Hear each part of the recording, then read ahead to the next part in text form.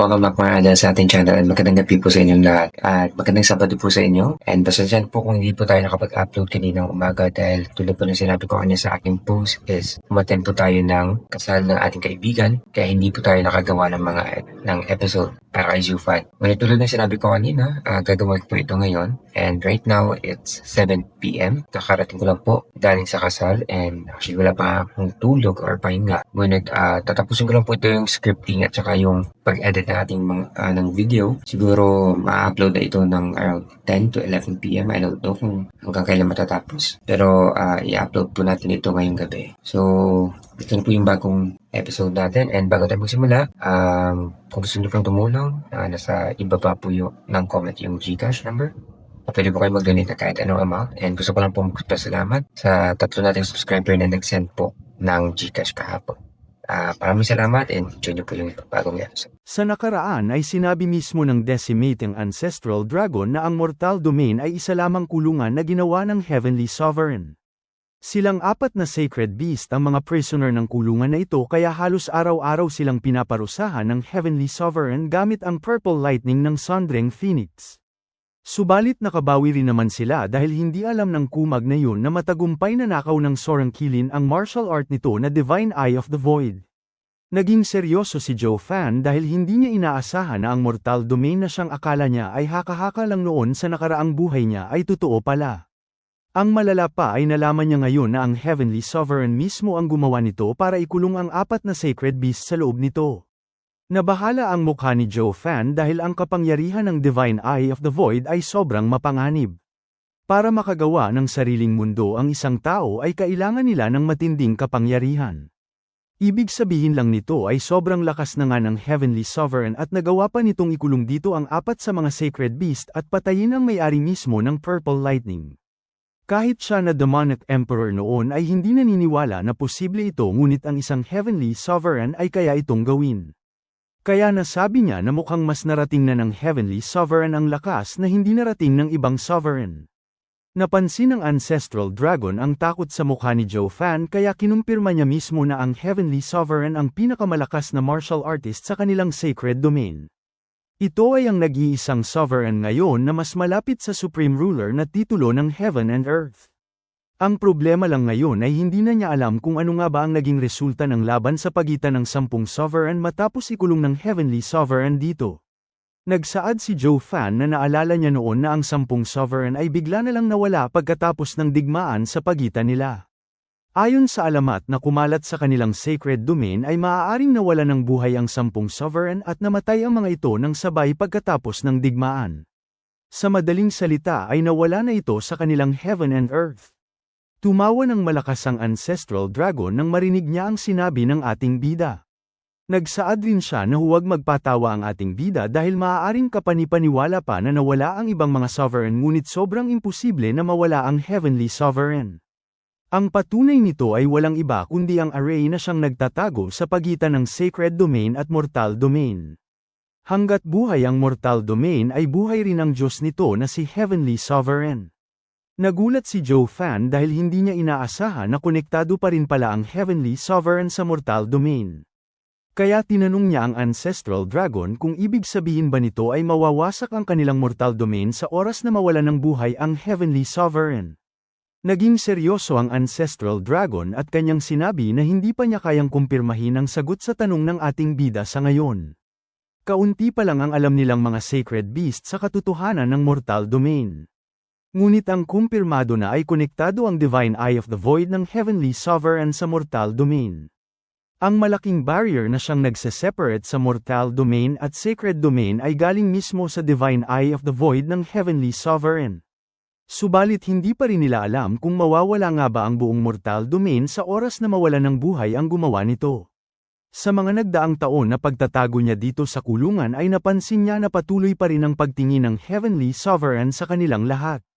Nanginig ang katawan ng Ancestral Dragon dahil kahit anong gawin niya ay hindi pa rin niya maalis ang matinding titig ng Heavenly Sovereign sa kanila. Sa tingin niya ay gusto nitong malaman kung nakaalis na ba silang 4 sa kanilang unang kulungan kung nasaan naroon ang Purple Lightning na ginawa mismo ng Heavenly Sovereign para sa kanilang parusa. Mas lalong naluwan ng pag-asa si Joe Fan dahil ibig sabihin lang nito ay patuloy pa rin pala na pinagmamasdan ng Heavenly Sovereign ang buong mortal domain hanggang sa ngayon. Kung ito ang sitwasyon ay tiyak na baka alam na nito na nasa kanya ang martial art nito na Divine Eye of the Void. Nagsaad ang Ancestral Dragon na huwag matakot si Joe Fan dahil sa tingin niya ay hindi kayang makita ng Heavenly Sovereign ang lahat ng nangyayari sa mortal domain. Ngunit ang sigurado niya ay kontrolado pa rin ito ang lahat ng bagay sa mortal domain. Ang isa sa mga kontrolado ng Heavenly Sovereign ay ang batas ng Heaven at Earth sa mortal domain. Kaya nitong gumawa mismo ng batas na walang sino man ang magkaroon ng pagkakataon na makarating sa mas mataas na antas tulad ng Spirit King Realm. Ito ang antas na kasunod ng Genesis stage. Ito ang dahilan kung bakit kaunti lamang sa mga tao dito ang malakas kahit nataglay nila ang malahalimaw na talento. Tulad ng sinabi niya kanina ay gustong gumawa ng Heavenly Sovereign ng sarili niyang mundo at ito mismo ang unang pagsubok niya para gawin ito. Dahil dito ay maaari nilang sabihin na ang buhay ng mga tao sa mundong ito ay hawak mismo ng Heavenly Sovereign. Sa mundong ito ay ang Heavenly Sovereign ang Diyos at ruler. Kaya nitong pigilan ang pag-unlad ng sinuman sa antas ng Spirit King Realm. Sinabihan rin ng Ancestral Dragon ang ating bida na sa sinabi nito kanina ay galing rin siya sa mundo ng Sacred Domain. Kaya nais niyang malaman kung may narinig na ba siyang mga martial artist na nakapunta doon galing sa Mortal Domain. Sinagot ito ng ating bida na kahit siya ay walang narinig na ganitong balita noon. Subalit alam rin naman niya na sobrang mahina ang spiritual energy ng mortal domain kaya sa tingin niya ito ang dahilan kung bakit mahina rin ang mga martial artist dito. Ngunit biglang lumaki ang mata ng ating bida nang mapagtanto niya kung ano ang ibig sabihin ng Ancestral Dragon. Ang dahilan kung bakit walang sino man ang nakarating sa sacred domain mula sa mortal domain ay dahil talagang wala silang paraan na makapunta doon. Tumawa naman ng malakas ang Ancestral Dragon at kanyang sinabi na mukhang napagtanto na ng ating bida kung ano ang nais niyang sabihin. Ipinaliwanag niya na sa mortal domain ay hindi lang pinipigilan ng Heavenly Sovereign ang pag-unlad sa cultivation ng mga martial artist dito. Pinagbawalan rin niya ang mga ito na makarating sa sacred domain at gamit ang mga boundaries na yun ay tuluyang nagsara ang daan patungo sa sacred domain. Kung sakaling may lumabas na henyong martial artist sa mortal domain at may talento ito para marating ang saint stage ay agad nagagana ang divine punishment na ginawa ng Heavenly Sovereign. Gamit ang purple lightning ng Sundering Phoenix ay lalabas ito sa kalangitan at aatakihin ito mismo ang martial artist na yun hanggang sa maging abo ito. Tulad ng sinabi niya kanina ay Diyos ang Heavenly Sovereign ng mundong ito. Sa katunayan ito rin ang prototype ng mundo na gusto niyang gawin sa oras na marating nito ang Supreme Ruler na antas. Sa mundong ito ay siya mismo ang controller ng kahit anong buhay.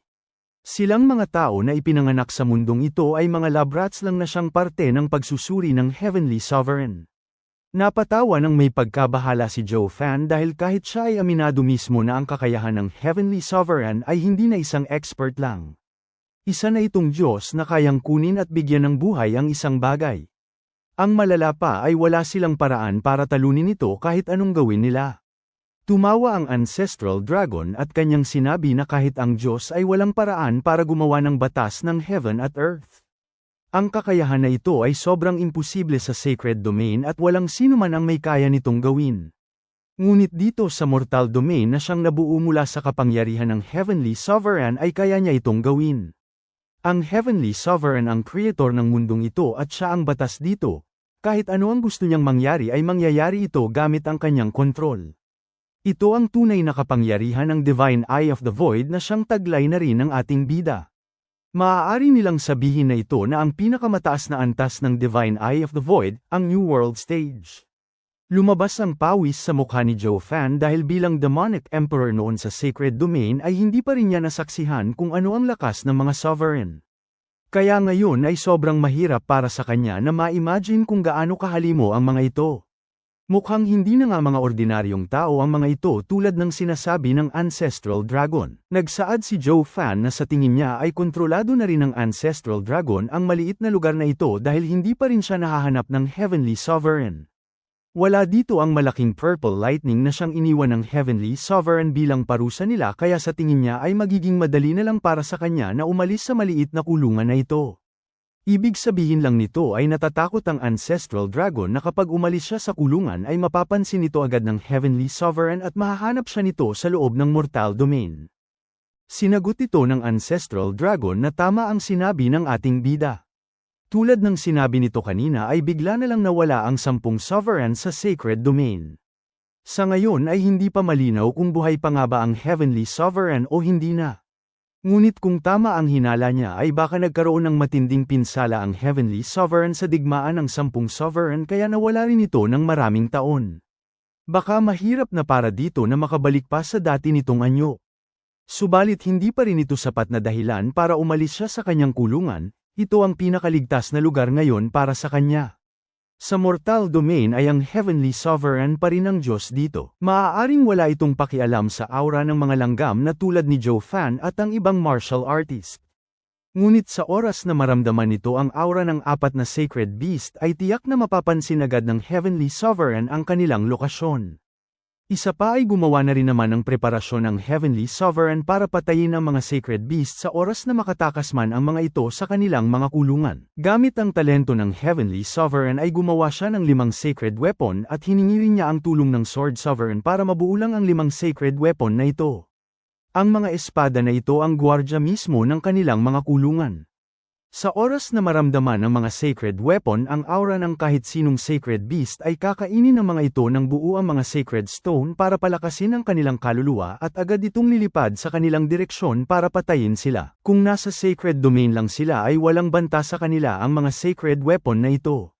Ngunit dahil nasa loob sila ng mundo na ginawa ng Heavenly Sovereign at sa barrier na siyang ginawa ng Divine Eye of the Void ay kailangan nilang mag-ingat. Pinahina nito ang kanilang kapangyarihan sa punto na malaking banta na sa kanila ang atake ng mga Sacred Weapon. Subalit hindi na rin naman problema sa kanila ang isa dito dahil nasa pagmamay-ari na ito ngayon ni Joe Fan. Hindi makapaniwala si Joe Fan na ang 5 Sacred Weapon na ito ay talagang ginawa ng Heavenly Sovereign at Sword Sovereign para lang mapigilan ang mga Sacred Beast na makatakas sa kanilang mga kulungan. Naging seryoso ang Ancestral Dragon dahil sa 10 Sovereign ay ang Sword Sovereign ang pinakatauhan ng Heavenly Sovereign. Ito rin ang pinakamagaling nilang expert pagdating sa paggawa ng kahit anong sandata. Kahit na ginawa ng Heavenly Sovereign ang barrier na ito gamit ang Divine Eye of the Void, ang Sword Sovereign naman ang gumawa ng formation dito para mas lalong mapalakas ang barrier. Ito ang dahilan kung bakit nandito pa rin siya ngayon kahit nawasak na niya ang Purple Lightning na iniwan ng Heavenly Sovereign sa kanilang mga kulungan.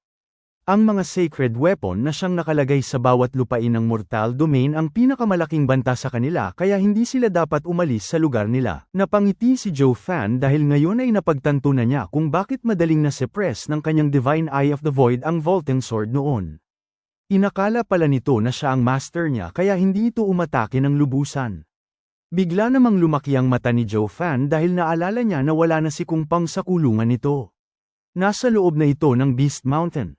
Kaya tinanong niya ang Ancestral Dragon kung paano nakakalabas si Kung Pang sa kulungan nito at malaya itong nakakalipad sa kalangitan ng Mortal Domain.